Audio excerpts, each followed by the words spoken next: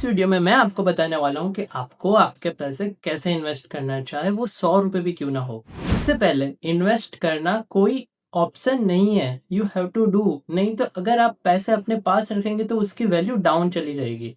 यानी जो औकात आपकी पैसे की आज है वो हर दिन, हर मंथ, हर साल कम होती जाएगी। आपको स्मार्टली अपने पैसे की इनकम को बढ़ाना है और उसकी औकात को मेंटेन करना है। ये कैसे होगा? ये होगा अपने पैसों को वाइजली इन्वेस्ट करके। आज हम 5 इन्वेस्टमेंट व्हीकल के बारे में बात करेंगे और वीडियो के एंड में मैं ये भी समझाऊंगा कि आप कौन सी एज पे किस तरीके का इन्वेस्टमेंट कर सकते हो। चलिए तो शुरू करते हैं अपने पहले व्हीकल की तरफ, तो जो कि है फिक्स डिपॉजिट। अगर आप फिक्स डिपॉजिट में देखोगे तो सारी बैंक को एनालाइज करके मुझे पता चला है कि वो सब 6 to 8% के बीच में आपको रिटर्न दे सकते हैं फिक्स डिपॉजिट में। तो यहीं पे बात आती है कि इन्फ्लेमेशन को क्या ये बीट कर पाएगा? तो इसका क्वेश्चन अभी क्वेश्चन मार्क ही है, क्योंकि अगर 6 to 8% का ही रिटर्न है और इन्फ्लेशन 4 to 5% है तो क्या ही बिट करेगा? Like okay okay. तो यहाँ पे मैं आपको पहले समझाता हूँ कि इन्फ्लेशन क्या है। तो मैंने पहले ही भी बोला कि वैल्यू जो है मनी की वो हर मंथ, हर साल कम होती जाती है। जैसे कि पहले 20 रुपए का कुरकुरे का पैकेट बड़ा आता था और अभी वही पैकेट लेने जाओ 20 रुपए का पर छोटा आता है।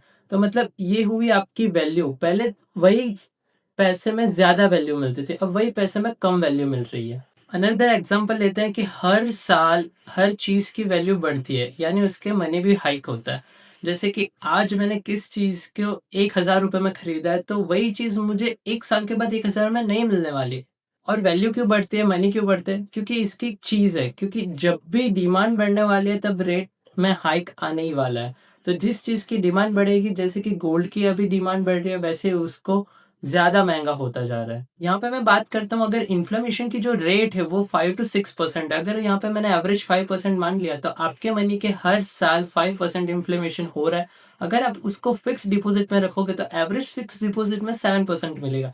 तो फिर भी आप 2% प्लस में हो। तो मतलब ये बिट तो नहीं करता, बट साथ साथ में आपकी वैल्यू की जो रेस्टिंग है वो नहीं होगी। अब आप ये सोचोगे कि बैंक आपको रिटर्न क्यों दे रहा है? तो वो जो आपका पैसा है वो दूसरे लोगों को वो लोन में देता है और वो खुद कमाता है 12%। तो 12 - 7 तो 5% हो गया, तो वो लोग भी बहुत ज्यादा इनकम करता है। तो उसी की वजह से हमें 7% मिलता है और जो लोन लेता है वो उसको 12% भरना पड़ता है। हाँ, सॉरी सॉरी, बट इतना डेप्थ में मत जाओ। हम एक सिंपल चीज समझते हैं कि हमें फिक्स डिपॉजिट में एकदम सेफ साइड रहेंगे, यहाँ पे कोई रिस्क नहीं है, जीरो रिस्क। अब बात आती है सेकंड इन्वेस्टमेंट व्हीकल, जो कि है म्यूचुअल फंड। म्यूचुअल फंड को मैं इजीली समझाऊं तो बैंक्स भी इन लोग को रन करते हैं। मतलब इन लोगों के कुछ स्मार्ट पीपल होते हैं जो हमारे पास, आम जनता के पास पैसे लेकर बड़ी बड़ी कंपनियों में इन्वेस्ट करते हैं और वही इन्वेस्टमेंट से खुद का थोड़ा कट करके फिर से पब्लिक में शेयर कर देते हैं। तो यही हुआ म्यूचुअल, साथ में मिलकर उन्होंने इन्वेस्ट किया, कट लिया अपना और फिर से पब्लिक को दे दिया। मुझे म्यूचुअल फंड बेस्ट लगता है क्योंकि इसमें रिस्क भी मॉडरेट है और जो भी इन्वेस्टमेंट है उसमें मैंने देखा है कि पर ईयर 40% तक का रिटर्न मिल सकता है इसमें। और हाँ, 15-12% तो मिलेगा ही मिलेगा, पर वो भी मार्केट की सिचुएशन पर डिपेंड करता है। और म्यूचुअल फंड में इन्वेस्ट करने का सबसे बेस्ट तरीका जो मुझे लगता है और जो मैं करता हूँ वो है SIP, smart I mean systematic investment plan. Okay. और वाई SIP इज बेस्ट? क्योंकि मुझे ऐसा लगता है कि हम उसको कभी भी चाहे रोक सकते हैं, कभी भी चाहे ज्यादा इन्वेस्ट कर सकते हैं, ये हमारे पे डिपेंड करता है। और यहाँ पे कोई रिस्ट्रिक्शन नहीं है, इजी टू इन्वेस्ट है। और मैंने लास्ट 1 ईयर का पूरे डिटेल में देखा है तो SIP ने एवरेज एवरेज 13% का रिटर्न दिया है। That's really great. और इसमें एक और कॉन्सेप्ट लगता है जो कि है कंपाउंडिंग। कंपाउंडिंग मतलब जो भी पैसे हमने कमाए वो भी पैसे हमको ज्यादा पैसे कमाने में मदद करता है। अब बात करते हैं थर्ड इन्वेस्टमेंट व्हीकल, जो कि है PPF, पब्लिक प्रोविडेंट फंड। यहाँ पे क्या होता है कि जब भी आप म्यूचुअल फंड या फिक्स डिपॉजिट में से पैसे विड्रॉ करते हो, यानी कि 1 लाख पे अगर 50,000 का प्रॉफिट हो और 50,000 आप विड्रॉ कर रहे हो, तो वहीं पे आपको टैक्स लगेगा। म्यूचुअल फंड में भी लगेगा और फिक्स डिपॉजिट में भी लगेगा। यहाँ पे एक चीज है, PPF हमें ज्यादा रिटर्न नहीं देता, वो हमें देता है 7.1% के हिसाब से रिटर्न देता है। बट उसमें लॉन्ग टर्म जो गेन टैक्स लगता है, लॉन्ग टर्म गेन टैक्स, वो नहीं लगता, जबकि वो म्यूचुअल फंड और फिक्स डिपॉजिट में लगता था। पर यहाँ पे एक इश्यू भी है, आप अपने पैसे को विथड्रॉ नहीं कर सकते जब आप चाहें, क्योंकि ये लॉक इन पीरियड में रहता है। अगर 7 साल का लॉक इन पीरियड रखा है तो उसके बाद ही आपको पैसे मिलेंगे। अब हम आ जाते हैं हमारे चौथे इन्वेस्टमेंट व्हीकल के बारे में, जो कि है गोल्ड। मैं सच वाले गोल्ड की बात नहीं करता जो फिजिकल है। अब तो आप डिजिटली भी गोल्ड को बाय कर सकते हो। There is so many platform जहाँ पे आप डिजिटल गोल्ड को बाय कर सकते हो, जिसको हम बोलते हैं गोल्ड बीज भी बोल सकते हैं। और इसमें आपको आपकी भी थोड़ी रिसर्च करनी पड़ेगी। आप जाओ गूगल पर और सर्च करो डिजिटल गोल्ड एसआईपी, तो या ये भी आप कर सकते हो, ये भी एक अच्छा आइडिया है। ताकि गोल्ड की प्राइस वैसे एक ऐसा जो मेटल है जो कि हमेशा इसकी प्राइस बढ़ती रहती है, तो आप इसमें इन्वेस्टमेंट कर सकते हो। और अगर हम हिस्ट्री देखने जाएँ तो टॉप जो 7 ईटीएफ्स कंपनी है गोल्ड की, उसने लास्ट 5 सालों में 17% का रिटर्न दिया है। That's amazing. अब हम आ जाते हैं हमारे fifth last and final vehicle के बारे में, जो कि है क्रिप्टो करेंसी।